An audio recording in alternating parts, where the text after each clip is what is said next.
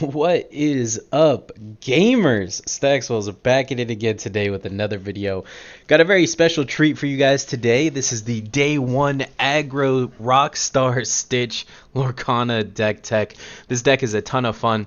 I have been totally smashing it online on Tabletop Simulator with random people or with my friends. This deck seems quite powerful. I'll be looking to acquire all of the cards day one, and I'm just so excited about this deck. I wanted to share it with you guys today. This is an Emerald Amber deck looking to take advantage of early drop cards with powerful questing characteristics like Lilo, Corella DeVille, or Flynn, backing them up with bodyguard or actions like Simba or Mother's Knows Best to build an early game lead. We're often able to cash in this early game lead and close games out with cards that our opponent is not able to interact with thanks to their ward or evasive mechanics like Tinkerbell or Cusco. All of this paired with the constant threat of Rock and Roll Stitch hitting the board at any moment and assembling a swarm of 2-drops thanks to his adoring fans ability makes this deck an absolute menace for anyone sitting across the table from it. Let's get into the deck list. Alright, so first card is Hey Hey. He's not terrible. He's got a 1-drop 1/2 stat line, which is quite weak, but he does have support, which allows him to give his attack to someone else whenever he quests. This is decent for allowing your 1-drops to trade up, so like if you give his attack to Stitch, then Stitch could trade with something like a Minnie Mouse, or if you give it to Minnie Mouse could kill other 2-drops while staying alive, all while building up your lore through questing. So he's not completely useless. I do think he is the worst card in the deck, and he's only here because he's just the next best 1 or 2-drop available to us in the game. If you guys see another 1 or 2-drop that you like more than this, feel free to swap it out. This is just the one I chose to go with. I want to keep a solid number of 2-drop or lesses in the deck to allow us to swarm easier with our Rockstar Stitch. So that's really why he's in the deck. Lilo, very powerful, 1-drop 1/1, so she's a little bit humble, not super assuming there. But she has 2 lore. 2 lore is so good on a 1-drop because we could play Lilo turn 1. Turn 2, we quest Lilo, getting 2 lore, and then we play Simba. Simba protects Lilo for another turn, so then we could almost guaranteed to quest her again on the next turn. So for 1-drop, we're getting 4 lore.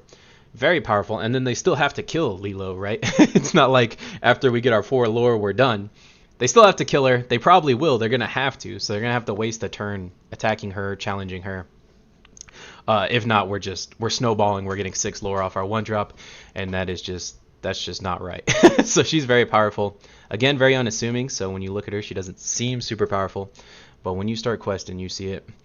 Stitch, 1-drop 1/1, not very good. That's a quite bad stat line. But he's named Stitch, so we could play our Rockstar Stitch on top of him with a shift 4. And when we do that, that is when we snowball games. When we're shifting out our big Stitch, that's when we're snowballing. So that's the only real reason we're playing this Stitch. He's also a 1-drop, so when we do have Rockstar Stitch out, we could play him, draw a card. He does fit that engine very well. So he's kind of a mainstay in the deck. Minnie Mouse, this is a 2-drop 2/3 with no effect. But 2-drop 2/3, these stats are just insane right now. It kills every 1-drop in the game and stays alive. So anything they may try and do to challenge your board, you could kind of contest it with a Minnie Mouse. I am very happy playing 2-drop 2/3s. The stat line is just broken. That being said, I want to get into Simba. He's a 2-drop 2/3, but he also has bodyguard, and that makes Simba broken. This card actually inspired me to start cooking up this deck. I love 2-drop 2/3s, so when I seen a 2-drop 2/3 with bodyguard, I just had to build a deck around it, and it just wound up being Stitch, which is cool because I also love Stitch. Corella DeVille, 2-drop 1/3. Her ability is, you'll be sorry. When this character is challenged and banished, you may return chosen character to the player's hand. This puts your opponent in a very awkward situation. Do I challenge Corella DeVille or do I not? And putting your opponent in this situation in a deck that's racing lore like our Stitch deck here is, we're racing lore and we're putting our opponent in spots where they don't want to challenge us. If they don't want to challenge us, we keep luring. If we keep luring, we're going to win, right? So that's why we have so many. That's why I call Corella DeVille a good quester, is because when you quest with it, they don't want to kill her. And if they don't kill her, then you could keep questing with her. Flynn is in the same lane, except I think his ability is a little better. Whenever he's challenged, the challenging player chooses and discards a card. So very powerful effects on these guys here. Genie, 2-drop 2/3. Again, stat line's too good. We play it just for that. Cheshire Cat. I'm sorry, I've never seen Alice in Wonderland, or it's been years since I have. 3-drop 0/3, but he's got the same kind of thing as Flynn going on. Whenever whenever this character is challenged and banished, banish the challenging character. He lures for 2, so he is quite powerful. Anything they throw into this guy will be banished, so it puts them in very awkward situations where they don't want to challenge. And if they don't want to challenge, we keep questing. If we keep questing, we win, right? Tinkerbell, this is the 4-drop 2/3 Tinkerbell. I know there's another one that's a 3-drop 3/2, but this one is much better, and that's because she has 3 health and not 2. 2 health is just not where you want to be in this game because of cards like Fire the Cannons. 2 health just isn't quite enough, and Big Tinkerbell's other effect pings things for 2. There's a lot of things that shoot cards for 2 in this game, so having 2 health on a 4-drop or a 3-drop in the other Tinkerbell, it's just not good enough. It's just going to die way too easily and allow your opponent to just get too much ink advantage on you by killing your 3-drop card with a 1-drop card. So yeah, it's just not quite there. Her Pixie Dust effect almost never comes into play. You're really just questing her every turn and hoping they can't kill her thanks to her evasive mechanic. But that normally gets you a few free quests in there. Maximus is just Simba plus. This guy's very good. He's got Bodyguard, 5-drop 4/5, which isn't the best stats ever, but it's definitely not the worst. He also has support, so he might allow your 1-drop Stitch to trade into like a 5 or a 6-drop. He is quite an insane card. Very good. Cusco, also a very good card. He's a 5-drop 2/4, but he has Ward, so your opponent can't they can't Dragon's Breath him or anything. Like any kind of interaction against Cusco really isn't going to work for the most part. He's also got the no touchy effect. When this character is challenged and banished, you may banish the challenging character. So he's sticky, he's annoying to kill, and he quests for 3. That is just a good recipe there for a good card in this deck. You're going to get at least 1 free quest off because they can't interact with him while he's while he's drying, while his ink is drying. So you're going to at least get 1 free quest. All of his abilities, you might get 2 quests off him. Big Genie on the job. He is a fantastic card for this deck. Your opponent is going to be trying to keep up with your board, trying to stay alive so they can play their big, huge drops at the end, like, Maui, Maleficent, Mickey Mouse, Hades, Scar, Simba, Aladdin, something like that. And then when they finally get their huge payoff and they're finally able to play their big card when you drop a Genie on their face, and you bounce that card back to the hand and quest the rest of your board for effectively free, they kind of wasted their turn. Not a good time to be playing against Stitch there.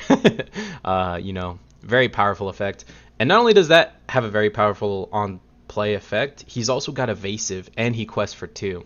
So he's just one of the best cards in this deck, if not the best card in this deck, but kind of unassumingly so, Very good card. Mother Knows Best. This one's also very good. Just return chosen character to the player's hand. So everything I said about Genie's effect disappear applies to Mother Knows Best as well. When they finally play their big cards here, you could just Mother Knows Best them back to the hand and kind of ruin their day. And then obviously last card we need to talk about is Rockstar Stitch. The kind of build around in this deck, he's got Shift 4. When you play him on turn 4, that's the games you're snowballing and you're winning again. I just want to mention that. So really go out of your way to try and shift him if possible. And then, every time you play a 2-cost, you draw a card. And, about a third of your deck is 2 costs. So sometimes you can loop this, play this on turn 4. And then turn 5, you'll have, 5 ink. And then it's not unrealistic to go Stitch, draw a card, Hey, draw a card, Minnie Mouse, draw a card. It's not super unrealistic to do something like that. And, when you start snowballing like that and getting all these Legion of Fans, these 1s and 2-drops on the board, and your opponent just can't quite deal with it. Very good. It's also kind of smart to hold on to this against a Ruby deck. Ruby deck plays Be Prepared, which banishes all characters. So maybe you make a big board here and then let them play their Be Prepared and then come back the next turn with a Stitch. Next turn, Legion of Fans, swarm the board again. So he just works in every way, right? He helps you play around board clears. He's just fantastic in every way. And then also he lures for 3, so they kind of have to kill him. If they don't kill him, you're drawing more cards and luring for 3. He is just quite broken. The icing on the cake. This deck is very solid without him. If you don't draw him, if you've never seen him in the game, you're still absolutely winning games. It's not like you have to see Rockstar Stitch to win, but he is just the very delicious icing on top of this well-built cake here. that is the deck. That's what I got for you guys today. I've been having a ton of success with it, a ton of fun with it again online. I just kind of wanted to share this and bring a little bit of hype to it. I think a lot of other people will enjoy it as well. I plan on making more Lorcana content in the future, so if you're interested in that, go ahead, smash that subscribe button, and stay tuned. There'll be more Lorcana content in the very near future. Thank you so much for watching. Don't forget to like, comment, rate, subscribe, and help the algorithm help me out a little bit. Later, gamers.